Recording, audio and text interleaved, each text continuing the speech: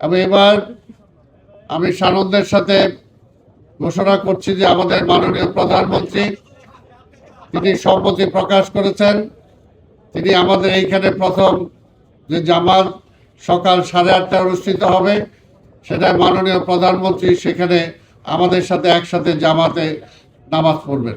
এখানে আপনারা সবাই জানেন যে প্রায় 35,000 লোকের জন্য নামাজের ব্যবস্থা আছে, পাশাপাশি মহিলাদের জন্য নামাজের ব্যবস্থা আছে। এবং আমরা আশা করি যে আমাদের মন্ত্রিপরিষদের সদস্যবর্গ সহ অন্যান্য উচ্চপদস্থ কর্মকর্তা যারা আছেন তারাও এখানে উপস্থিত থাকবেন। এবং এখানে আমাদের নামাজের আগে যদি কারো প্রয়োজন হয় ওযুর ব্যবস্থা সেটাও করা আছে, মহিলাদের জন্য একই ব্যবস্থা করা আছে।